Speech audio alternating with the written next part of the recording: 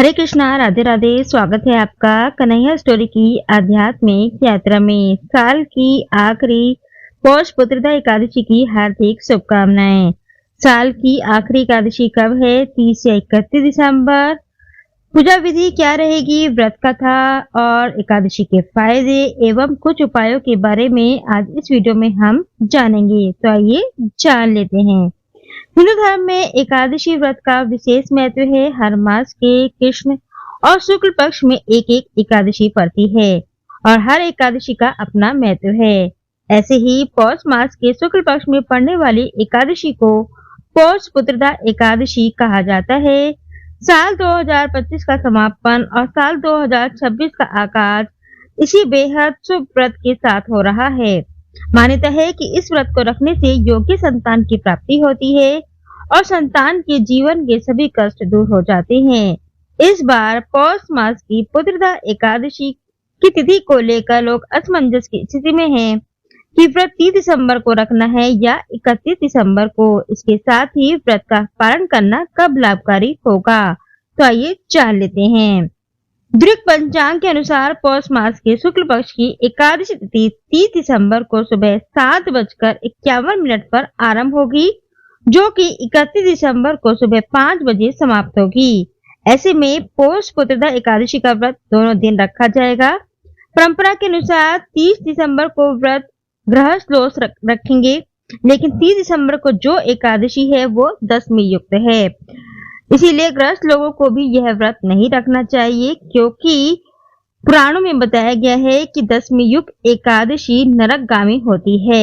इसीलिए गृहस्थ लोगों को और वैष्णव संप्रदाय परंपरा के अनुसार पौष पुत्रदा एकादशी का व्रत 31 दिसंबर को ही रखना चाहिए, जो कि द्वादशी युक्त होगी, जो बेहद ही शुभ माने जाती है। अब आइए जान लेते हैं कि पारण कब करना है।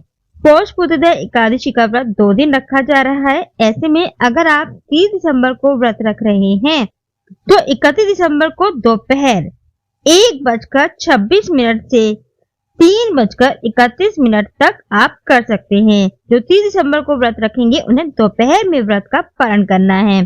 वहीं 31 दिसंबर को व्रत रखने वाले पारण 1 जनवरी 2026 को सुबह 7:14 से लेकर 9:18 तक कर सकते हैं।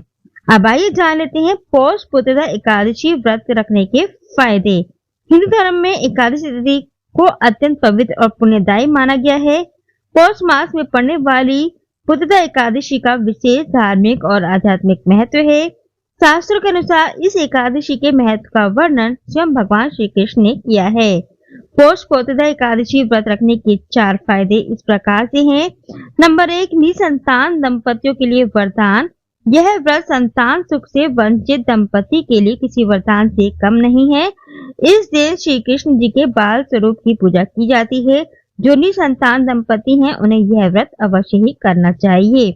नंबर 2, संतान की समस्याओं का समाधान। इस व्रत को करने से संतान के जीवन में स्वास्थ्य, शिक्षा या कैरियर से जुड़ी समस्याएं दूर होती हैं। संतान को दीर्घायु और आरोग्य का आशीर्वाद प्राप्त होता है।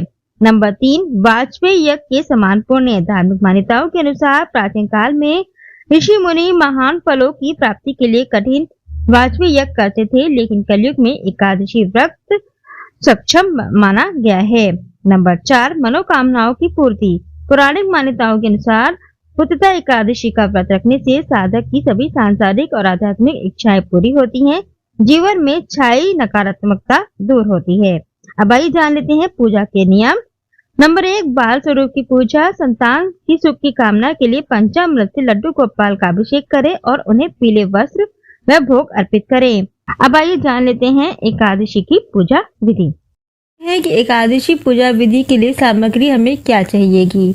श्री विष्णु जी का चित्र अथवा मूर्ति, पुष्प, नारियल, सुपारी, फल, लौंग, धूप, दीप, घी, पंचामृत, अक्षत, तुलसी दल, चंदन एवं मिष्ठान। अब आइए जानते हैं एकादशी की पूजा विधि क्या रहेगी। सुबह जल्दी उठकर स्नान आदि से निवृत्त हो जाएं। घर के मंदिर में दीप प्रज्वलित करें। भगवान विष्णु जी का गंगा जल से अभिषेक करें। इस पावन दिन भगवान विष्णु जी के साथ ही माता लक्ष्मी जी की पूजा भी करें। भगवान विष्णु को पुष्प और तुलसी दल अर्पित करें। अगर संभव हो तो इस दिन व्रत भी रखें। भगवान की आरती करें। भगवान को भोग लगाएं। इस बात का विशेष ध्यान रखें कि भगवान को सिर्फ सात्विक चीजों का ही भोग लगाया जाता है। भगवान विष्णु जी के भोग में तुलसी को जरूर शामिल करें। ऐसा माना जाता है कि बिना तुलसी के भगवान विष्णु भोग ग्रहण नहीं करते हैं। इस दिन भगवान का अधिक से अधिक ध्यान करें। अब आइए जानते हैं कि भगवान विष्णु जी को किन चीजों का भोग लगाएं। नंबर 1, भगवान विष्णु जी को पीला रंग प्रिय है। ऐसे में विष्णु जी की पूजा में पीली चीजों को शामिल करना उत्तम माना जाता है। पुत्रदा एकादशी के दिन श्री हरि को केले और पीली मिठाई का भोग लगाएं। नंबर 2, पुत्रदा एकादशी के दिन भगवान विष्णु जी को पंचामृत का भोग अवश्य लगाना चाहिए। इसका भोग अर्पित करने से विष्णु जी प्रसन्न होकर जातक की सभी मुरादें पूरी करते हैं। नंबर 3 है, पुत्रदा एकादशी के दिन भगवान विष्णु जी के लिए साबूदाने की खीर भी बना सकते हैं। साबूदाने की खीर का भोग लगाने से घर में उत्पन्न नकारात्मक ऊर्जा का नाश होता है। नंबर 4 है, इसके अलावा पुत्रदा एकादशी की पूजा थाली में दूध, दही और फल को भी शामिल कर सकते हैं। इससे जातक को पूजा का पूर्ण फल प्राप्त होता है। आइए सुनते हैं पौष पुत्रदा एकादशी व्रत कथा। भद्रावती नामक नगरी में सुकेतु नाम का एक राजा राज्य करता था। उसके कोई पुत्र नहीं था। उसकी स्त्री का नाम सेव्य था। वह निपुत्री होने के कारण सदैव चिंतित रहा करती थी। राजा के पितर भी रो रो कर पिंड लिया करते थे और सोचा करते थे कि इसके बाद हमको कौन पिंड देगा। राजा को भाई, बांधव, धन, हाथी, घोड़े, राज्य और मंत्री, इन सब में किसी से भी संतोष नहीं होता था। वह सदैव यही विचार करता था कि मेरे मरने के बाद मुझको कौन पिंडदान करेगा। बिना पुत्र के पितरों और देवताओं का ऋण मैं कैसे चुका सकूंगा। जिस घर में पुत्र ना हो उस घर में सदैव अंधेरा ही रहता है। इसीलिए पुत्र उत्पत्ति के लिए प्रयत्न करना चाहिए। जिस मनुष्य ने पुत्र का मुख देखा है वह धन्य है। उसको इस लोक में यश और परलोक में शांति मिलती है, अर्थात उनके दोनों लोक सुधर जाते हैं। पूर्व जन्म के कर्म से ही इस जन्म में पुत्र, धन आदि प्राप्त होते हैं। राजा इसी प्रकार रात दिन चिंता में लगा रहता था। एक समय तो राजा ने अपने शरीर को त्याग देने का निश्चय किया, परंतु आत्मघात को महान पाप समझकर उसने ऐसा नहीं किया। एक दिन राजा ऐसा ही विचार करता हुआ अपने घोड़े पर चढ़कर वन को चल दिया तथा पक्षियों और वृक्षों को देखने लगा। उसने देखा कि वन में मृग, व्याघ्र, सुअर, सिंह, बंदर, सर्प आदि सब भ्रमण कर रहे हैं। हाथी अपने बच्चों और हथिनियों के बीच घूम रहे हैं। इस वन में कहीं तो गीदड़ अपने कर्कश स्वर में बोल रहे हैं, कहीं उल्लू ध्वनि कर रहे हैं। वन के दृश्य को देखकर राजा सो विचार में लग गया। इसी प्रकार आधा दिन बीत गया। वह सोचने लगा कि मैंने कई यज्ञ किए, ब्राह्मणों को स्वादिष्ट भोजन से तृप्त किया, फिर भी मुझको दुख प्राप्त हुआ, क्यों? राजा प्यास के मारे अत्यंत दुखी हो गया और पानी की तलाश में इधर उधर फिरने लगा। थोड़ी दूर पर राजा ने एक सरोवर देखा। उस सरोवर में कमल खिले थे तथा सारस, हंस, मगरमच्छ आदि विहार कर रहे थे। उस सरोवर के चारों तरफ मुनियों के आश्रम बने हुए थे। उसी समय राजा के दाहिने अंग फड़कने लगे। राजा शुभ शकुन समझकर घोड़े से उतरकर मुनियों को दंडवत प्रणाम करके बैठ गया। राजा को देखकर मुनियों ने कहा, हे राजन, हम तुमसे अत्यंत प्रसन्न हैं। तुम्हारी क्या इच्छा है सो कहो।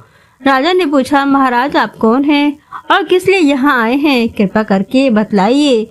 मुनि कहने लगे कि हे राजन, आज संतान देने वाली पुत्रदा एकादशी है। हम लोग विश्वदेव हैं और इस सरोवर में स्नान करने के लिए आए हैं। यह सुनकर राजा कहने लगा कि महाराज, मेरे भी कोई संतान नहीं है। यदि आप मुझ पर प्रसन्न हैं तो एक पुत्र का वरदान दीजिए। मुनि बोले, आज पुत्रदा एकादशी है, आप अवश्य ही इसका व्रत करें। भगवान की कृपा से अवश्य ही आपके घर में पुत्र होगा। मुनि के वचनों को सुनकर राजा ने उसी दिन एकादशी का व्रत किया और द्वादशी को उसका पारण किया। इसके पश्चात मुनियों को प्रणाम करके महल में वापस आ गया। कुछ समय बीतने के बाद रानी ने गर्भ धारण किया और 9 महीने के पश्चात उनके एक पुत्र हुआ। वह राजकुमार अत्यंत सूरवीर, यशस्वी और प्रजापालक हुआ। श्री कृष्ण बोले, हे राजन, पुत्र की प्राप्ति के लिए पुत्रदा एकादशी का व्रत करना चाहिए।